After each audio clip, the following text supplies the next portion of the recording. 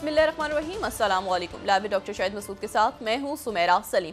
Nasir chairman Peoples Party Bilawal Bhutto Zardari साहब ने कहा है कि अगर आप चाहते हैं कि वक्त पर इंसाफ मिले तो फिर आईनी अदालत जरूरी है, मजबूरी है। आईनी और कानूनी अदालत में सूबों की बराबर नुमाइंदगी होगी, जबकि मखसूस नशिस्तों के मामले पर इलेक्शन कमीशन का इजलास हुआ जिसपे आज भी कोई फैसला नहीं हो सका। बानी पिचाई ने कहा है कि सुप्रीम कोर्ट के मखसूस नशिस्तों से मुतल्लिक फैसले से सब वाजे हो गया। नैब तरमीम केस चल रहा है, तब भी कहा हमारी दरख्वास्तें सुने लेकिन नहीं सुनी गई। इसके अलावा भी दीगर मौज़ूआत पर आज हम गुफ्तगू करेंगे। स्टूडियो में हमारे साथ मौजूद है डॉक्टर शाहिद मसूद। अस्सलाम वालेकुम डॉक्टर साहब। वालेकुम जी, आपको डॉक्टर साहब, आज जिस तरह बिलावल भुट्टो जरदारी साहब ने कहा है कि आईनी अदालत ज़रूरी और मजबूरी है, इसलिए आईनी अदालत बनाकर रहेंगे। आईनी अदालत का क़याम ज़रूरी है या ज़रूरत है इस वक्त, या मजबूरी है?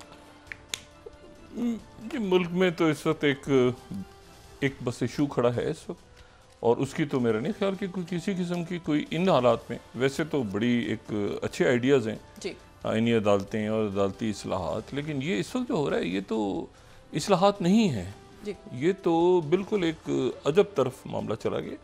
मेरा ख्याल है कोई भी इस मुल्क का शख्स आईनी इस्लाहात के और अदालती इस्लाहात के ना वो ख़िलाफ़ है, ना कोई वकील ख़िलाफ़ है, ना कोई सियासतदान, ना कोई आम शहरी, कोई भी ख़िलाफ़ नहीं। इस वक्त जो कुछ हो रहा है ये तो वो जो मैं कहता हूँ मैन मेड क्राइसिस में इजाफा, और वो एक से बहरान दूसरा, इसको वो प्रॉपर जो लफ्ज़ इस्तेमाल होता है ना, फसाद, ये वो फसाद है। तो उसमें यह है कि, और उसमें ऐसा लगता है जैसे मतलब ये जो सेटअप है इसका पूरा दारो मदार ही इन आईनी इस्लाहात पर रह गया आखिर में। ये जो भी इन्होंने करना है, मुझे नहीं पता कि अगर ये 4 महीने बाद कर लें तो क्या फ़र्क पड़ेगा। इन्होंने अभी अभी करना है बस फौरी तौर पे, और वो कैसे करना है अब ये देखना है। बाकी जहाँ तक बात यह है कि देखें, आज़ाद अदालतों के लिए इफ्तिखार चौधरी साहब की जब तहरीक चल रही थी, और उसमें तकरीबन सारे ही जो मौजूदा जो हमारी अदलिया है उसके लोग किसी न किसी अंदाज में, जो रिटायर हो गए या जो भी मौजूद हैं, किसी न किसी अंदाज में उस तहरीक में मौजूद थे, उसका हिस्सा थे। और फिर उसके बाद जो मौजूदा अदालतें हैं, ये तो वही अदालतें फिर आईं जो कि डोगर साहब की जो कोर्ट्स थीं और उनसे वाबस्ता जो लोग थे वो चले गए, और उसके नतीजे में जो दूसरी अदालतें और जज साहिबान, ये सारे फिर उसी तरीक़ाकार से वो आए। अब यह है कि और बेनज़ीर भुट्टो साहिबा, उसमें उनका बड़ा कलीदी किरदार था। ये जो अदलिया बहाली तहरीक थी, इफ्तिखार मोहम्मद चौधरी साहब जब घर पे नज़रबंद थे तो बेनज़ीर भुट्टो साहिबा अपने रफ़का के साथ और पीपल्स पार्टी के कारकुनों के साथ उनके घर जाने की भी कोशिश उन्होंने की थी, और वहाँ पे तसादुम भी हुआ था पुलिस से। नवाज शरीफ साहब जो हैं वो बाद में जो है उन्होंने अदलिया बहाली तहरीक जब चल रही थी, वो और ख़ान साहब और एतज़ाज़ एहसन साहब और अचकज़ई साहब और ये तमाम शख्सियात जो हैं ये उसका हिस्सा थे, जमात इस्लामी भी उसका हिस्सा थी। तो अब यह है कि उसी के तहत ये सारा जो सिलसिला था आज़ाद अदलिया के भी जजिस की अपॉइंटमेंट कैसे होनी चाहिए, तो वो फिर अदालतों ने अपने हाथ में लिया था। और ये जो है ये मुमकिन नहीं है कि मतलब किसी भी रियासत में, मतलब सियासतदानों से हट के आप बात करें, ये मुमकिन ही नहीं है कि जो यानी जिन्हें मुकदमात हों जजिस का गलत हों, बिल्कुल गलत हों मुकदमात, लेकिन मुकदमात हों अदालतों में चल रहे हों और संगीन भी हों। अभी IPPs है ना, अभी IPPs का कट्टा खुलना है ना, तो वो जजेस खुद अपॉइंट करें, और CRPC के केसेस हों, संगीन दहशतगर्दी के मुकदमात हों। मतलब इस पार्लियामेंट में बड़े ज़बरदस्त सियासतदान हैं, लेकिन ये है कि ये जो लफ्ज़ इस्तेमाल होता है सियासतदान, तो ये कोई, इसमें बहुत से लोग जो हैं वो सियासत का लिबादा उड़ के भी देखें ना, या तो हम बात यहाँ पे करें कि नवाज शरीफ साहब सियासतदान है, ठीक है, बेनज़ीर भुट्टो साहबा, जरदारी साहब सियासतदान है ना, मौलाना फजलुर रहमान साहब जमात इस्लामी, लेकिन बाद जो आगे पीछे दाएं बाएं लोग होते हैं तो वो तो बस तो बिल्कुल ही वो तो मतलब माफियाज हैं, पैसे देती हैं, खिलाती हैं, चलाती हैं, पिलाती हैं, तो वो तो मतलब ये है कि ये भी तो देखना है ना सारा। तो उनके मुकदमात अगर चल रहे हैं तो वो जो है वो फिर वो कैसे जजेस को, ये एक सवाल है। और दूसरा ये है कि इस वक्त अचानक अदालतों में तो इतनी, वो जो आज बिलावल साहब बात कर रहे थे कि उन्होंने कहा कि मुख्तलिफ जो वकला के ऊपर उन्होंने बात की कि वहाँ से उनके जो चैम्बर्स में से, ये बिल्कुल दुरुस्त, इसमें कोई शक नहीं है। और ये जो है ये बाद में बड़ा उठा ये इशू कि भाई कहीं ऐसा तो नहीं। एतजाज़ एहसन साहब ने फिर उसके बाद कहा कि मैं इफ्तिखार मोहम्मद चौधरी साहब के सामने पेश नहीं होऊंगा। यही बात जो है ये गालिबन अली मदकुर साहब ने की। बाकी कई जो अदलिया बहाली तहरीक के जो सरकर्दा रहनुमा थे वकला, वो उनकी अदालतों में उनके सामने पेश नहीं हुए। एक प्रिंसिपल स्टांस को बहाल करके फिर अब वो बाकी बात तो क्या है, इधर से क्या है तो उधर क्या। और नवाज शरीफ साहब, ये जो 19वीं तरमीम के ऊपर मामला हो रहा है, तो इस वक्त नवाज शरीफ साहब की हुकूमत है, तो नवाज शरीफ साहब ने ही 19वीं तरमीम करवाई थी, जिसमें अदालत के जो जज साहिबान को जो पावर्स दिलवाई थी, जो बिलावल साहब कह रहे हैं कि गन पॉइंट पे करवाया गया, वो तो नवाज शरीफ साहब उसको लीड कर रहे थे। तो क्या नवाज शरीफ साहब ने गन पॉइंट पे ही करवाया था? तो नवाज शरीफ साहब कर रहे थे ना यहाँ से जब। तो उसके बाद जो एक खामोश, जो मैंने उस दिन भी बात की थी कि 18वीं तरमीम के बाद एक दूसरा मामला भी तय हुआ था, तो नवाज शरीफ साहब उसके अंदर थे। नवाज शरीफ साहब ने करवाया था कि जज साहिबान को ऐसे आना चाहिए, और उसमें वकला भी थे, और उसमें जो है वो जज साहिबान जो मौजूदा हैं वो भी उस तहरीक का हिस्सा थे, और उसमें खान साहब भी थे, उसमें अजहर साहब भी थे, ये सारे लोग, जमात इस्लामी, सारी पार्टियां थी उसमें। तो बात यह है कि वो तो उस वक्त, और मियाँ साहब की हुकूमत है, तो मुझे ये नहीं समझ में आ रहा कि मियाँ साहब ने कैसे गन पॉइंट पे करवाया होगा 19वीं तरमीम। तो मियाँ साहब ने करवाई थी, उन्होंने कहा ना ज़बरदस्ती करवाई गई थी। तो ये मेरे ख्याल से इस तरफ वो गन पॉइंट का जिक्र बार बार आता है। लेकिन ये जो इस वक्त इशूज़ नहीं है, ये इस वक्त इशू जो है वो ये है कि यानी कोई 600 के लगभग सरकारी तौर पे तो बयान हो रहा है कि 550, लेकिन अभी जो वहाँ से अपडेट आ रही मीडिया की, वो 624 घंटों में शहादतें हुई हैं लिबनान में। 634 दिन की लड़ाई हुई थी जो 2006 में हुई थी। 34 डेज हिजबुल्लाह की और इसराइल की, और 34 दिन की उस जंग में 1100 साढ़े 1100 जो हैं लेबनान से लोग शहीद हुए थे,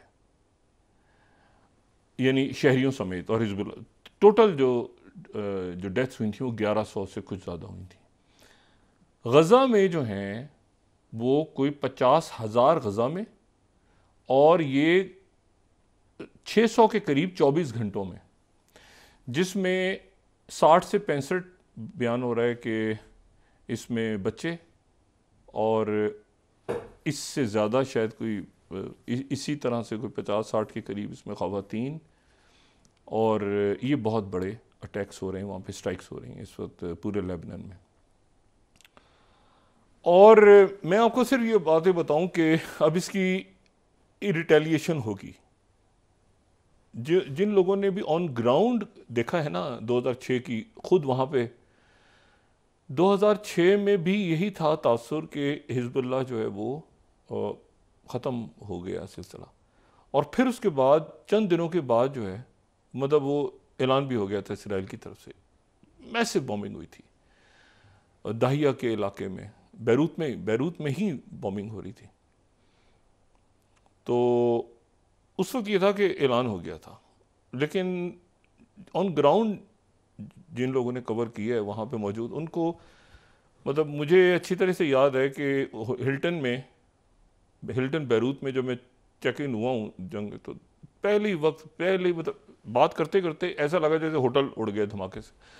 बाद में पता चला कि वो कोई 1 किलोमीटर दूर बम गिरा है, इतना उसका शीशे वीशे टूट गए होटल के, और जनाब एक वहाँ पे हंगामा। तो उसके बाद जो वहाँ काफ़ी दिन गुजारे तो मुझे अच्छी तरह, और उसके बाद भी बहुत दफ़ा अभी बहुत से वहाँ पे मीडिया से लोग हैं और बाकी लोग हैं जो जिनके साथ बड़ा वास्ता रहा है इतने सालों में, तो उनका भी जो है वहाँ से शहादतों की खबर आ रही है। तो अच्छा, इसमें जो दूसरी बात है ना, एक तो बात ये हो गई कि ये लेबनान तक आ गई जंग। अब यानी अब ये मुल्क है, लेबनान जो है एक मुल्क है, हिजबुल्लाह जो है उसमें एक पार्लिमानी जमात है, तो ये लेबनान तक फैल गई, शुरू हुई गज़ा से, लेबनान आ गया। अच्छा, लेबनान का मैं आपको एक बात सिर्फ ये बताऊं कि लेबनान जो है वो जब सल्तनत उस्मानिया टूटी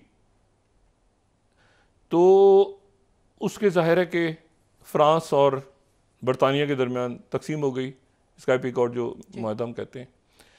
तो उसके नतीजे में एक हिस्सा जो है मशरिक़ वस्ता का वो चला गया फ़्रांस के पास। तो लेबनान उन इलाकों में था जो कि फ़्रांस के पास गए थे, फ़्रांस के मैंडेट में।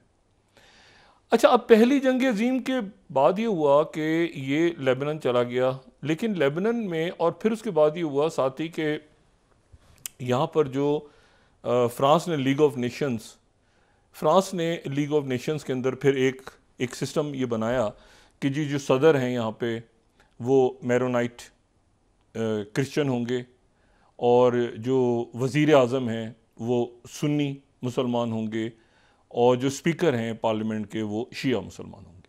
तो ये उस वक्त से एक गैर तहरीरी सा एक बना सिलसिला जो आगे चलता गया। ठीक है, ये अच्छा, ये जो है ना फिर आगे अगर हम यहाँ पे इसको रोक के रखें इसी स्लाइड को, फिर ये हुआ, ये बन गया था फ्रांस के वक्त में, यानी 1920 में ही 1920-21 में ही बन गया था।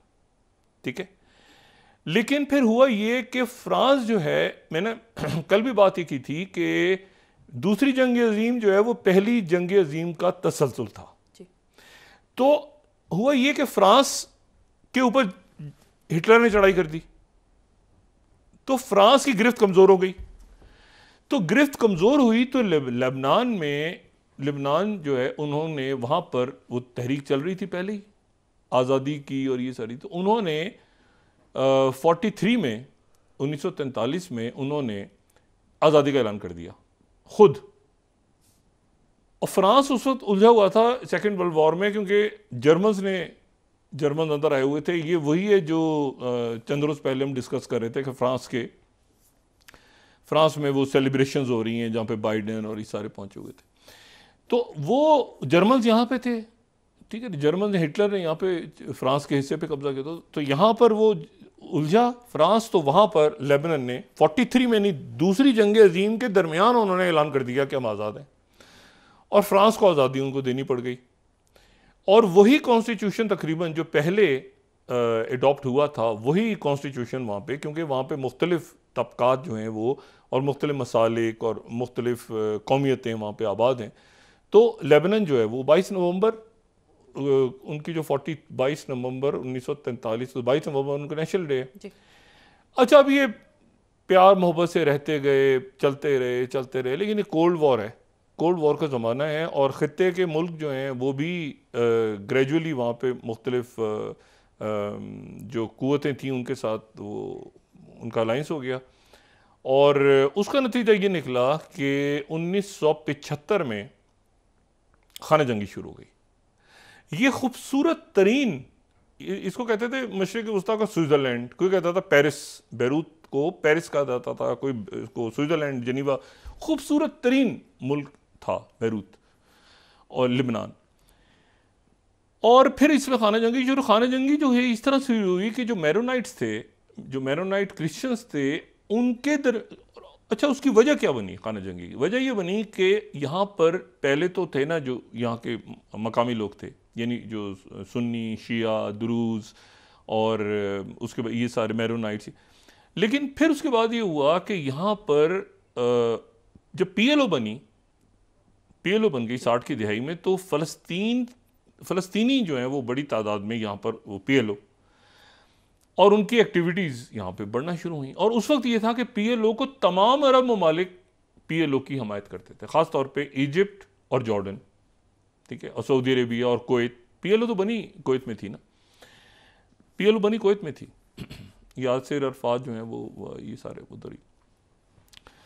तो उसके बाद ये हुआ कि जो इनकी खाना जंगी ऐसी शुरू हुई कि वहाँ पर जो मैरोनाइट क्रिश्चियंस थे, मैरोनाइट क्रिश्चियंस को रोमानिया से असला आता था, ज़्यादा रोमानिया से असला आता था, और उनको आता था ये वेस्ट जर्मनी और मगरबी मुल्क, और लेकिन रोमानिया से ज़्यादा आता था, रोमानिया और बल्गारिया से इनको असला ज़्यादा स्मगल होकर आता था।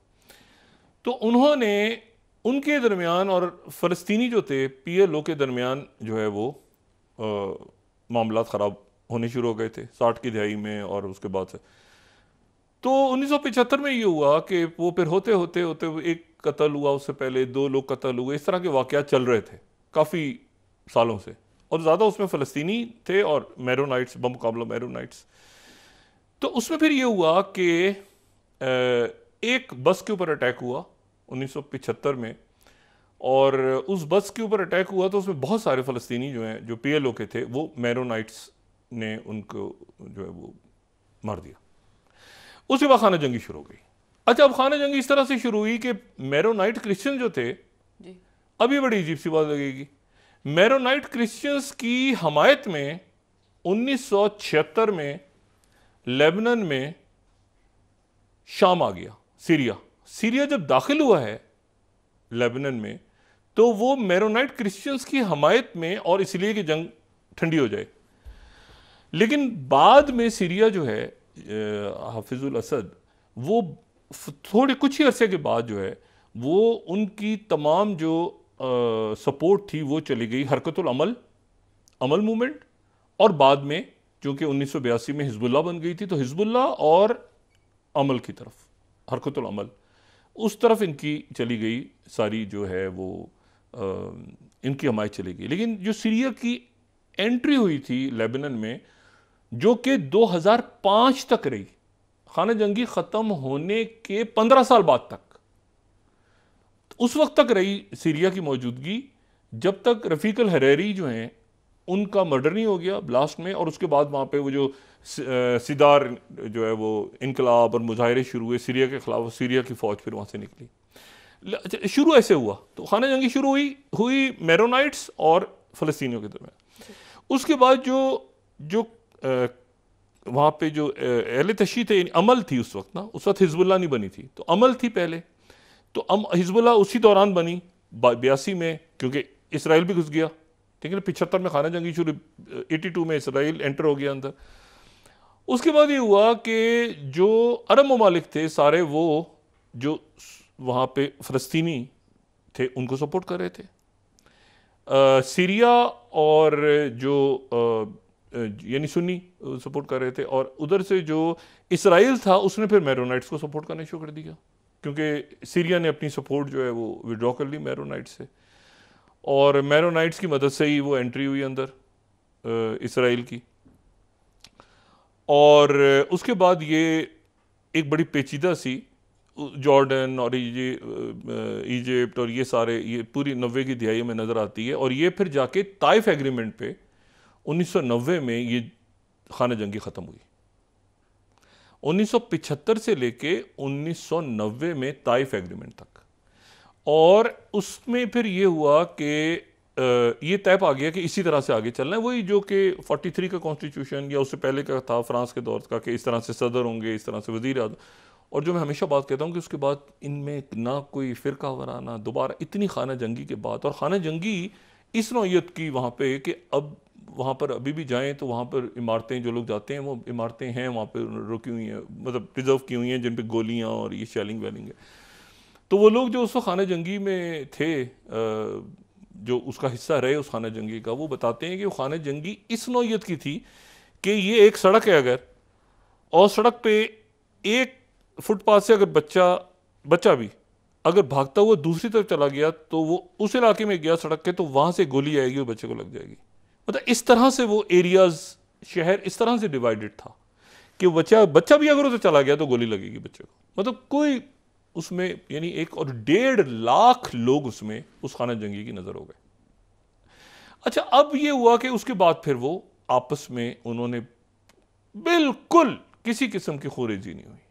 उसमें जनाब मैरोनाइट्स वहाँ पे वो सदर उनके, और फिर उसके बाद जनाब वज़ीर आज़म, और उसके बाद ज़बरदस्त खूबसूरत मुल्क वो रहा। लेकिन ये कि करप्ट लीडरशिप वहाँ पर आई, और उसके नतीजे में वहाँ लोगों के अंदर जो है वो बहुत ज़्यादा एक हुआ कि जी हमारे जो लीडर्स हैं वो अपना पैसा जो है वो ले जाते हैं बाहर, और ले जाके वो यूरोप में रखते हैं, और इसीलिए वहाँ पे बहुत ज़्यादा फ्रांस भी बोली जाती है। और प्रेसिडेंट मैक्रों भी इसीलिए, जो अपना उनका इन्फ्लुएंस है फ्रांस का, वो इसीलिए कि फ्रांस की कॉलोनी रही है या वहाँ पे उनके मैंडेट में रहे। अब ये जो लेबनान है, इस लेबनान की ये बैकग्राउंड बताना इसलिए ज़रूरी है कि ये सबसे पहले लेबनान खड़ा हुआ था ऑटोमन्स के ख़िलाफ़। लेबनान वो क्योंकि अरब थे, तो ये सल्तनत उस्मानिया टूटी तो सल्तनत उस्मानिया की मौजूदगी में भी लेबनान में चूंकि अरबी थे तो यहाँ से ऑटोमन्स भी इजी नहीं थे कभी भी। यहाँ पे वो मतलब ये वो इलाके हैं जहाँ पे जो है वो अरब थे, तो ऑटोमन्स जो हैं वो जिस तरह से ये सऊदी अरेबिया या जॉर्डन या बाकी इलाकों में वो कुछ यहाँ पे एक तहरीक तो चल रही थी ना, बहरहाल एक पैन अरबिज़म।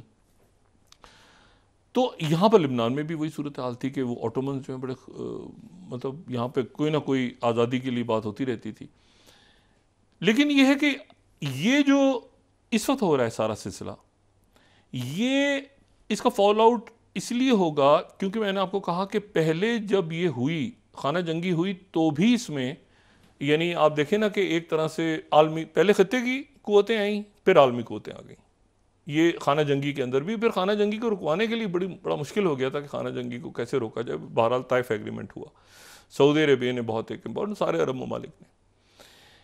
और उसके बाद जो है दूसरा इशू ये कि जो 2006 में भी जंग हुई जो कि शुरू हुई झड़पों से, फिर तेज़ी आ गई, इसराइल की स्ट्राइक्स होती जा रही हैं, बिल्डिंग्स गिर रही हैं, ये हो रहा है।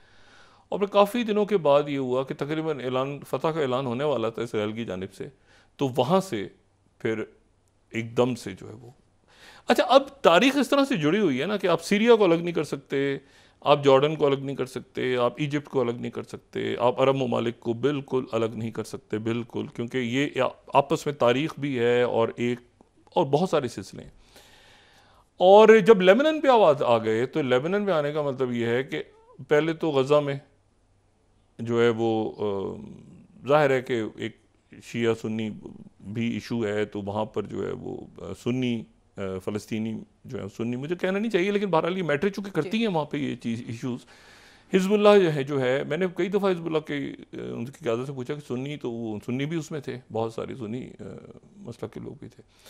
लेकिन ये कि अब एक मुल्क का मामला है और उस मुल्क के अंदर जो है वो यानी ऐसा मुल्क जो यानी ये गज़ा नहीं है ना ये मगरबी किनारा है, एक ऐसा मुल्क जिसकी एक बहुत पुरानी तारीख़ है, बहुत पुरानी तारीख़, उर्दन, जॉर्डन या ट्रांस जॉर्डन या जो भी।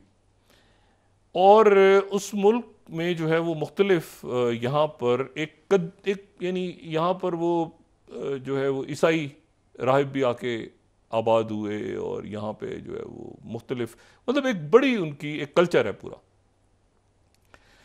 अब यहाँ पे जो है कोई ये बयान हो रहा है कि कोई हज़ारों की तादाद में लोग जो हैं वो शाम की तरफ जा रहे हैं। ये जहन में रखें इस बात को कि बशारुल असद जो हैं, जब उनका तख्ता उलटने की या उनके ख़िलाफ़ ये जो पिछले 8-10 सालों में तकरीबन हुआ है, अरब स्प्रिंग के दौरान जो भी ये फितना था, उसमें बशारुल असद अगर अपनी जगह मौजूद है ना, उसमें बहुत बड़ा रोल हिज़्बुल्लाह का है। 2005 में तो मुजाहरे हुए क्योंकि रफ़ीक हरेरी जो हैं वो ज़ाहिर है कि सुन्नी थे, तो उनके जब ये हुआ वहाँ पे वो शहीद हो गए धमाके में, तो इल्ज़ाम लगा वहाँ पर कि ये सीरिया ने, शाम ने की है, क्योंकि शाम के अंदर ज़ाहिर है कि वो अलावाइट्स और वो अहले तशी हैं, लेकिन मतलब वो भी उनको भी बाद में काफ़ी यानी उनका जो असनाशरी नहीं है वो अलावाइट्स जो है। एनीवे, अच्छा, तो वो जो है वो ये हुआ कि वो सीरिया विड्रॉ कर गया वहाँ से, लेकिन हिज़्बुल्लाह जो है वो बशरुल असद के साथ रही, तो बशरुल असद रहे अपनी जगह, और इसी दौरान जो है वो हिज़्बुल्लाह जो है उसने स्ट्रेंथ पकड़ी। अभी जो हिज़्बुल्लाह अगर मौजूद है शाम में या बाकी जगहों पे, तो एक तो ये है कि वो दाइश के ख़िलाफ़ लड़ी, दूसरा ये है कि उसने बशारुल असद जो वहाँ के सदर हैं उनको, तो ये ताल्लुक़ पुराना है। मैंने आपसे कहा ना, ये जो 1975 से या 60 से आप स्टार्ट करें तो ये बहुत पुराना ये ताल्लुक़ है, ठीक है ना, मतलब ख़ानदान है और फैमिलीज़ और ताल्लुक़ और फ़ौजें एक दूसरे के साथ। तो ये है कि इसको सिर्फ ईरान की पैराए में ना देखें। इस वक्त जो कोई मगरबी किनारे पे होगा तो उसका असर ईरान पे नहीं पड़ेगा जितना उर्दन पे पड़ेगा, क्योंकि वेस्ट बैंक जो है ये मगरबी किनारा दरियाए उर्दन का है। तो अगर और वहाँ पर जो है वो हाशमी ख़ानदान, यानी बात ही ये हुई जॉर्डन की और इसराइल के दरमियान मामला ये तय हुआ कि जी वहाँ पर सारा जो है, और फ़लस्तीनी अथॉरिटी और महमूद अब्बास अगर वहाँ पे इतनी शादी, तो ये आप मतलब एक ऐसी सिचुएशन हो जाती है ना, फिर ख़त्म हो जाता है, फिर सकिन हो गया सारा। नेतन्याहू या तो ये चाहता है कि वो इस तरह फैले कि मुल्क सकिन हो जाएं सारे, और वो एक मुल्क तो आ गया ना बीच में, लेबनान आ गया, बाकी दुनिया भी सारी आ गई। आज बाइडेन साहब की जो तकरीर थी उसका एक बड़ा हिस्सा जो है वो गज़ा और लेबनान के ऊपर था, और वहाँ पर जो टेलीफोन सर्विसेज हैं, नेटवर्क्स, अभी कुछ देर पहले मेरी बात हुई दिन में भी 2-3 बार वहाँ लोगों से, तो वो वहाँ पर रेडियो और टेलीफोन जो है वो, उनका जो टेलीफोन का नेटवर्क है वो भी हैक हुआ है, और उसमें जो है वो थोड़ी थोड़ी देर के बाद जो है वो रेडियो चल रहा होता है, तो उसमें से रेडियो में से आवाज़ आती है उनके के एक अरबी में जो है वो इसराइल की ट्रांसमिशन अचानक आ जाती है ख़बरों के दरमियान निकालने के, और कुछ भी चल रहा होता है रेडियो पे आ रही होती है नशरिया, तो उसमें आवाज़ आ जाती है कि अगर तुम्हारे पास कोई हिज़्बुल्लाह का शख्स मौजूद है, या कोई तुम किसी घर में बैठे हो या किसी जगह पे और हिज़्बुल्लाह का शख्स मौजूद है, तो दूर हो जाओ, तुम हमारी नज़रों में हो और तुम यहाँ पे अभी अटैक होगा, अभी नहीं तो कुछ दिन के बाद अपने आप को दूर करो हिज़्बुल्लाह के। तो वहाँ पर एक ये साइकोलॉजिकल वॉरफेयर भी है कि भाई वो लोग कि भाई ऐसा तो नहीं कि वहाँ पर अभी किसी को घर में छुपाया हुआ है, कोई जानने वाला है, कोई बच्चे हैं किसी के, कोई फैमिली है किसी की, तो यहाँ पर तो एक ये भी हो रहा है वहाँ पे, और कोई 1000 से 2000 के करीब जो है वो बॉम्बिंग्स अभी तक स्ट्राइक्स हो गई हैं, जिसके नतीजे में ये बहुत बड़ी तादाद में शहादतें वहाँ पे हो रही हैं। अच्छा, अब ये अक़वाम मुत्तहिदा का इजलास चल रहा है, और अक़वाम मुत्तहिदा के इजलास में जो है अभी शबाशी साहब भी पहुँचे हैं वहाँ पे, वो भी करेंगे खिताब, अभी अर्दोगन बात कर रहे हैं। अच्छा, सबका जो मेन फोकस है वो इस वक्त गज़ा और फ़लस्तीनी है। अच्छा, अब यहाँ पे नेतन्याहू भी शायद जाएंगे, और उनकी तो मुझे नहीं पता उनकी तकरीर में कौन बैठेगा कौन नहीं बैठेगा क्या। प्रेसिडेंट बाइडेन ने कहा कि मेरा आखिरी ज़ाहिर है कि बतौर सदर, एक तवील उन्होंने इनिंग्स खेली है, वो फ़ॉरेन जो पॉलिसी की कमेटीज़ हैं और बेशुमार नायब सदर भी रहे, और प्रेसिडेंट बाइडेन आखिरी दफ़ा ये सब लोगों से मिल रहे हैं, यानी ख़िताब भी उन्होंने भी किया और उन्होंने बात भी की सारी, लेकिन वो इसको इम्प्लीमेंट नहीं करवा सके। हालांकि उन्होंने ये भी कहा कि अभी तक कोशिश जारी है, और वाकई कोशिश जारी है कि क्योंकि ये बिल्कुल वो मूव है जो ज़ेलेंस्की की थी ना, कि हम बहुत ज़्यादा करके, ये तो नेतन्याहू तो खैर बिल्कुल ही आउट हो गया ना, ज़ेलेंस्की ने भी हम कस पे जाएंगे, बहुत दबाव बढ़ा के फिर पीस पे बैठेंगे, पीस की तरफ जाएंगे, लेकिन उससे पहले हम बहुत ज़्यादा जो है ना इसको फैला देंगे। लेकिन उसके नतीजे में हुआ कि वो 50,000 के करीब तो गज़ा में शहादतें हो गई, फिर मगरबी किनारा, ये जो वेस्ट बैंक, और फिर उसके बाद अब लेबनान आ गया बतौर मुल्क। लेबनान के आने का मतलब है कि मैंने आपको बताया ना कि आप ये छोड़ दें कि हिज़्बुल्लाह मौजूद है। सीरिया अपनी जगह एक मुल्क है, प्रॉपर रिकग्नाइज मुल्क है, जो कि अरब लीग का मेंबर है। लेबनान जो है वो एक प्रॉपर इंडिपेंडेंट कंट्री है, कई खलीजी और अरब रियासतों से पहले वो बना था, ठीक है, और तारीख में उसको पहले आपको ये जगह नजर आती है। तो बात ये सारी कि वो उनका एक बड़ा और बड़े पढ़े लिखे लोग और बड़े आलिम फाजिल मेहनती जो लेबनान के। अच्छा, अब इशू ये सारा कि इसमें सीरिया, ठीक है, और 2-3 मुलाकातें बड़ी अहम है वक्फे में जाने से पहले। एक तो मुत्तहिदा अरब अमारात के जो सदर हैं मोहम्मद बिन ज़ैद, उनकी मुलाकात हुई है प्रेसिडेंट बाइडेन से, ये बड़ी इंटरेस्टिंग है। दूसरी जो है वो मुलाकात प्रेसिडेंट बाइडेन से प्राइम मिनिस्टर मोदी की तो हुई है, इंडियन प्राइम मिनिस्टर मोदी की हुई है, लेकिन एक और मुलाकात आज या कल में शायद हो, और वो होगी बांग्लादेश के डॉक्टर यूनुस की, जिनकी पाकिस्तान के वजीर आजम से भी मुलाकात है। अब बाइडेन की और बांग्लादेश के जो डॉक्टर मोहम्मद यूनुस जो वहाँ के केयर टेकर हैं, और जिनके आज फौज के सरबराह ने कहा है कि मुकम्मल तौर पर उनके साथ खड़े हैं, पूरे बांग्लादेश की फौज साथ खड़ी है, उनके पीछे खड़ी है। उनकी मुलाकात मुझे नहीं याद पड़ता कि इससे पहले बांग्लादेश, शायद हो सकता है कोई, मेरे नहीं ज़हन में आ रहा कि हसीना वाजिद की मुलाकात वाइट हाउस में हुई हो, या वैसे तो न्यूयॉर्क में होगी, लेकिन यह है कि उधर ही है बाइडेन अभी, और ज़ेलेंस्की की भी वहीं होगी। लेकिन यह है कि ये बड़ा इंटरेस्टिंग होगा कि अगर बांग्लादेश के डॉक्टर यूनुस की मुलाकात प्रेसिडेंट बाइडेन से होती है तो। जी, ब्रेक के बाद डॉक्टर साहब डिस्कस करते हैं। ये 2 मुलाकातें वक्फा लेने से बात करते हैं। जी, नाज़रीन वापस आते हैं एक छोटे से ब्रेक के बाद।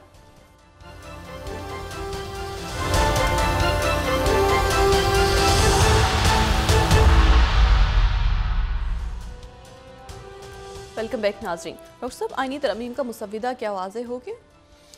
तरमीम का मुसव्विदा तो वाज़ेह अभी तक नहीं है, लेकिन उसमें जो बात आज बिलावल साहब ने भी की तो उससे उन्होंने यही कहा कि जी वो मंसूर अली शाह साहब की भी इज़्ज़त करते हैं और फ़ाइज़ ईसा साहब की भी इज़्ज़त करते हैं। तो ये बात अच्छी भी नहीं है वैसे, कि जजेस भी तो देखें ना अब क्या मामला इस वक्त चल रहा है, कुछ इसका समझ तो आता नहीं है।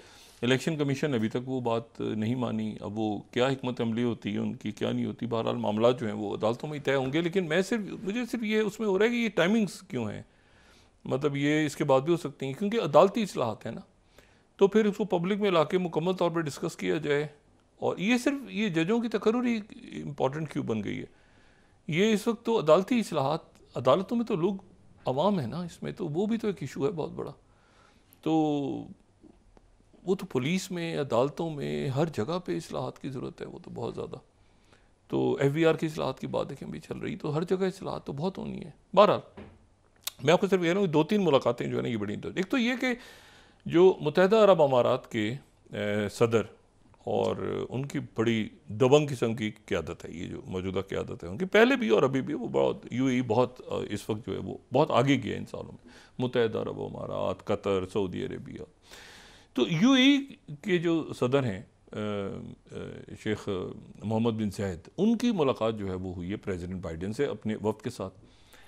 और उन्होंने उसके बाद जो एलामिया जारी हुआ है वाइट हाउस का, तो उसमें जो है वो ये है कि US UAE 12th अगर हम स्लाइड देखें तो उसमें स्टेटमेंट डायनामिक स्ट्रेटेजिक पार्टनर्स ये बने हैं, ठीक है ना। स्ट्रेटेजिक पार्टनर इन्होंने, इनको दूसरा डिफेंस पार्टनर कहा जा रहा है कि ये जो है ये पहले अमेरिका ने इंडिया को कहा कि मेजर डिफेंस पार्टनर, और दूसरे जो है ये स्ट्रेटेजिक पार्टनर ये बने मुत्तहिदा अरब अमारात है। और कोई भी UAE के जो प्रेसिडेंट हैं उनका ये पहला दौरा वाशिंगटन, और इस तरह से वो जाके मुलाकात हुई। UAE अमेरिकन प्रेसिडेंट तो खैर बहुत दफ़ा यहाँ आए, लेकिन यहाँ से फर्स्ट टाइम गए। अच्छा, लेकिन और फिर उसका जो आगे जो हिस्सा है उसमें उन्होंने ये भी जिक्र किया है कि IMEC, वो IMEC जो कि कभी नहीं बननी, जो कि है ही नहीं जो कि उसका भी जिक्र कर दिया, क्योंकि जाहिर है वो प्रेसिडेंट बाइडेन भी जा रहे हैं, तो वो भी डाल दिया उन्होंने कि जी इंडिया, मिडिल ईस्ट, यूरोप, ये कहाँ से जनाब, इंडिया से शुरू होगी, सऊदी, हालात देखें, फ्रांस, जर्मनी, और इसमें जो है पता नहीं जॉर्डन से गुजरेगी, कहाँ से गुजरते गुजरते गुजरते गुजरते आगे पहुँचेगी। कनेक्टिंग की पता नहीं आगे हमने इसका कंटिन्यू किया है कि नहीं। ये देखें कहाँ से चलेगी, कहाँ से पहले UAE, सऊदी अरेबिया, फिर जॉर्डन, फिर इसराइल इसमें गज़ा नहीं है, अच्छा वो बीच में फ़लस्तीनी रियासत भी नहीं है अगर 2 स्टेट सोल्यूशन होगा तो, और फिर यूरोप, ये बहरहाल जब बनेगी तब बनेगी। बहरहाल इसमें अच्छा, इसमें इंटरेस्टिंग बात है UAE की इंपॉर्टेंस आप देखें, ये अमेरिका की इंपॉर्टेंस नहीं है, UAE की इंपॉर्टेंस है, क्योंकि UAE जो है, यानी अब ऐसा नहीं है कि UAE को अमेरिका की ज़्यादा ज़रूरत है, अमेरिका को UAE की ज़रूरत है।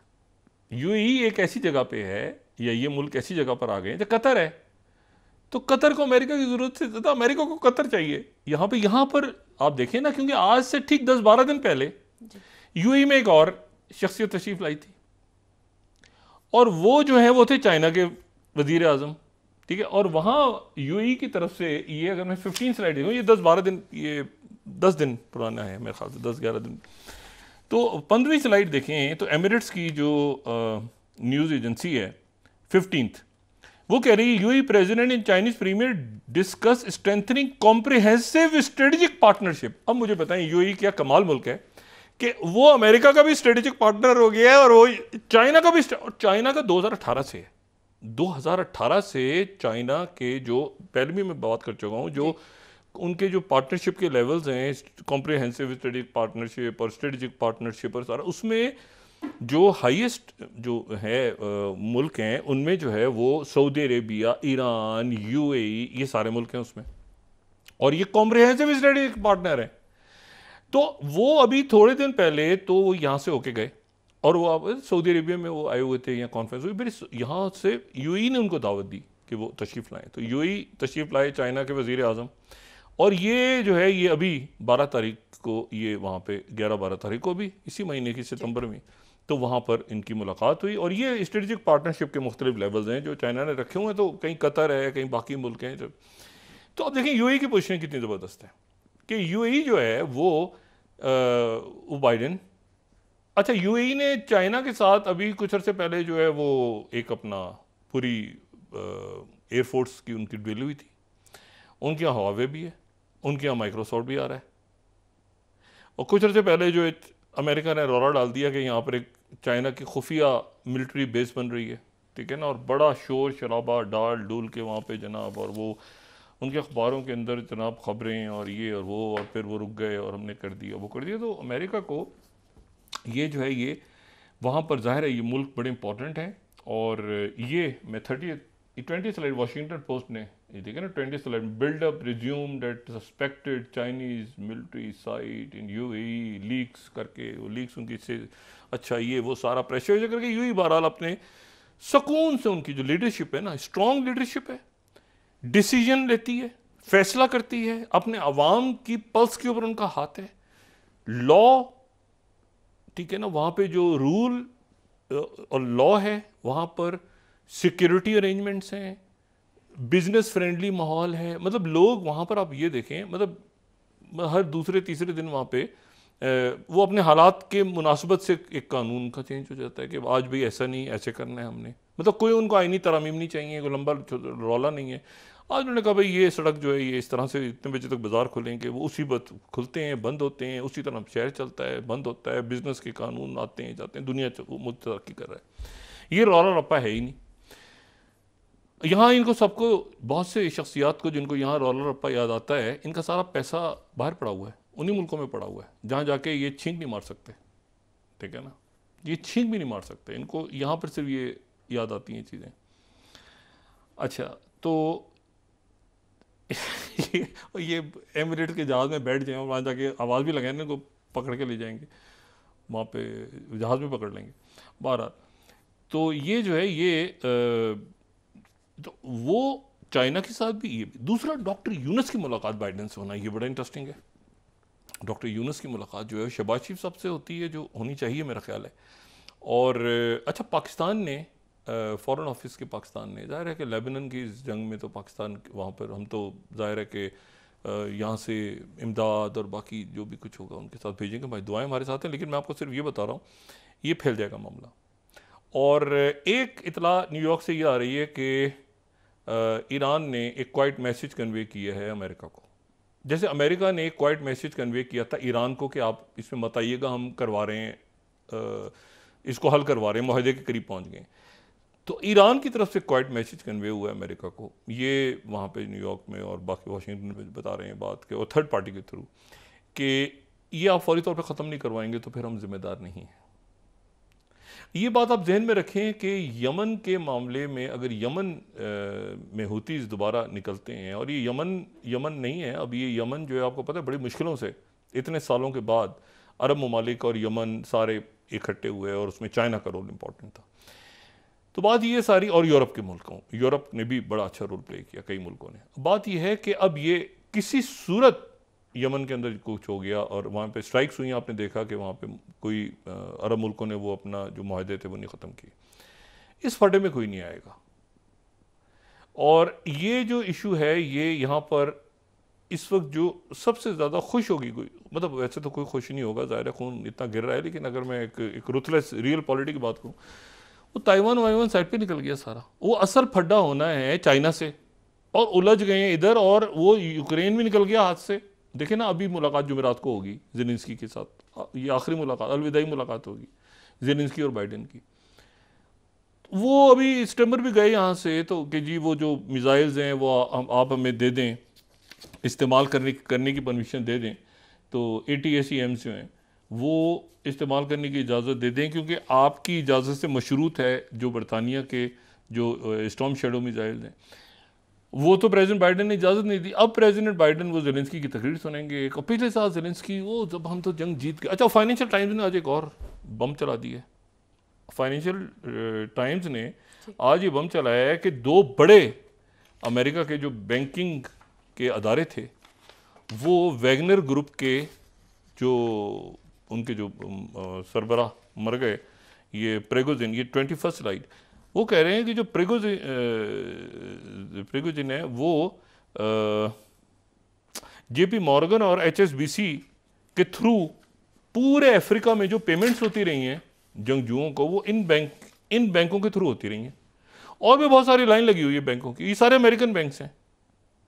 अब ये फाइनेंशियल टाइम्स कहते हैं ये लग गए, पेपर्स लग गए हैं और रसीदें वो कह रहे हैं जी जितने ये वहाँ पे जो गुरीले थे, इनके जंगजू थे वैगनर ग्रुप के, जो कूट रहे थे अमेरिकन इंटरेस्ट को वहाँ पे, वो उनको पेमेंट इन बैंकों के थ्रू हो रही थी।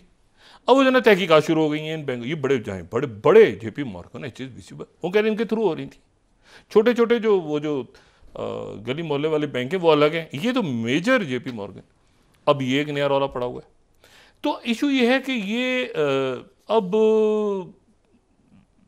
बड़ी बदकिस्मती है कि ये जंग फैल रही है, इसमें शहरी आम अवाम आ रहे हैं बहुत ज़्यादा, और इसको अब वो कमांड हमने ख़त्म कर दी, लोग मार दिए, ये हो गया वो हो गया, ऐसे तैसे जो करते करते वो ये लेबनान तक जंग चली गई है ना, तो ये फैल रही है, ये एक्सेलेरेट हो रही है। ये सऊदी अरेबिया की भी असेसमेंट है, ये UAE की भी असेसमेंट है, ये टर्की की भी असेसमेंट है, ये सब की असेसमेंट्स हैं कि ये जंग फैलेगी। और बिल्कुल जो है ना इसमें ये आपके क्या ख्याल है, इतने अरसे में उनको नहीं अंदाज़ा होगा हिजबुल्ला वालों को कि ये इस तरह से अटैक कर सकते हैं, तो हमने कैसे, वो पहले भी ऐसे ही हुआ था, वो पुल बैक वो जाके ना, तो फिर उसके बाद वो वापस वो रिट्रीट भी नहीं होती, वो एक बस होता है कि बस गए वो उधर से होता गया, उधर गोलगप्पे खाने जो जवाबी अटैक, ये होता है जंगों में, ऐसी टैक्टिक होती है। तो इसराइल को भी पता है, अमेरिकन को पता, सबको पता है कि ये नेतन्याहू ने अपने सर्वाइवल के लिए क्या कर दिया है, और मुल्क सारे देख रहे हैं खामोशी से बैठ के, वो इंफ्रास्ट्रक्चर तबाह हो गया, बिल्डिंग्स होता है, ये देखें बड़ी मुश्किलों से, जब 2006 के बाद ये दोबारा बैरूत बड़ी मुश्किलों से खड़ा हुआ था। अभी वहाँ पे पोर्ट पे एक ब्लास्ट हो गया था ये कोविड के दिनों में, तो और वहाँ पे पॉलिटिकल भी बड़ा केओस है, और इसको वहाँ पे एयरलाइंस बंद हो गई हैं। ये पोर्ट्स हैं, ये ध्यान में रखें कि मेडिटेरियन की ये पोर्ट्स हैं, और ये बॉर्डर शेयर करते हैं। ये जो है, ये अगर आपको एक मुल्क से दूसरे मुल्क जाना हो तो देखें, ऑस्ट्रेलिया तो जजीरा है ना, अमेरिका भी जजीरा है, अटलांटिक क्रॉस करें, उधर से वो पैसिफिक क्रॉस करें वो, लेकिन जो मुल्क लैंड से है ना, यानी अब यहाँ से पाकिस्तान से या बांग्लादेश से या आप म्यांमार से गाड़ी में बैठें, यानी मोटर साइकिल पे बैठें या आप उस पर बैठ जाएं, गाड़ी में बैठ जाएं, तो आप यूरोप पहुँच जाएंगे। यूरेशिया जुड़ा हुआ है, यूरोप तक पहुँच जाएंगे आप, ठीक है। तो ये यहाँ चूँकि रस्तों में बहुत ब्लॉकेड होता है, तो इसलिए वो कश्तियाँ डूब जाती हैं, लेकिन एक ही लैंड है ना, बड़ा लैंड। मैं आपको सिर्फ ये कह रहा हूँ कि ये चूँकि आपस में ये जो ना IMEC सड़कों पे सड़क ही है ना इसमें, तो ये जो थोड़ा सा पानी का रास्ता है, लेकिन बाकी वही है कि यहाँ से वहाँ जाएगी रोड, वहाँ से वहाँ जाएगी रोड, आगे से ऐसे जाएगी। तो ये जो है, ये मेरा ख्याल है कि ये अगर एक्सकलेट हो गई और ये अगले 24-48 घंटों में 72 घंटों में ये तय हो जाएगा, क्योंकि जो रफ्तार है, मैंने आपसे कहा ना कि एक तो खाना जंगी में तो 1.5 लाख लोग मरे थे उस ज़माने में, शायद उस वक्त में हो सकता है एक दिन में कोई इतनी बड़ी तादाद में 600 शहादतें हुई हों उस वक्त, लेकिन ये है कि 1100 लोग 34 दिन की हिजबुल्ला इसराइल जंग में जो है उनकी जानें गई थी, और ये एक दिन में 600 गुजरे 24, तो ये बहुत बड़ी खूनरेजी हुई है, बहुत बड़ा कत्लेआम हुआ है। और ये इसमें मतलब होता जा रहा है। उधर से उन्होंने हैफ़ा के ऊपर किया, वो हैफ़ा पे इन्होंने कहा कि हैफ़ा पे तो दिखा रहे हैं मनाजिर, वो तो चल रही हैं, अच्छा जी वो खामोशी, लेकिन ये कि इसका कम्बैट क्या होगा ये भी देखना है सर। और मुल्क से एक मुल्क तो सकिन हो गया ना, इससे पहले तो हिजबुल्लाह के साथ चल रहा था ना मामला कि भाई जनूबी लेबनान है, जनूबी लेबनान, तो बैरूत का मतलब कैपिटल आ गया ना, तो कैपिटल का मतलब ये है कि वो सकिन हो गया। और मैंने आपसे कहा कि उनके ये पहले भी जब हुआ था तो आसपास के मुल्क उसमें आ गए थे जो उनकी, क्योंकि वो इंटरकनेक्टेड है, वो स्ट्रेटेजिकली जो है ना बहुत इस वक्त ये सारे मुल्क और सारी जगह इंपॉर्टेंट है। मेरी दुआ है कि अल्लाह ताला ये जल्दी ये खून खराबा ख़त्म हो और ये मुल्क आगे की तरफ बढ़ें। जी बहुत शुक्रिया डॉक्टर साहब। नाज़रीन, के साथ ही आज का प्रोग्राम अपने अख्ताम को पहुंचा। मुझे सुमेरा सलीम को इजाज़त दीजिए, अल्लाह ने के बाद। जी डॉक्टर साहब, अपना दोस्तों रिश्तेदारों को के लोगों का सब ख्याल रखिएगा। अल्लाह हाफ़िज़।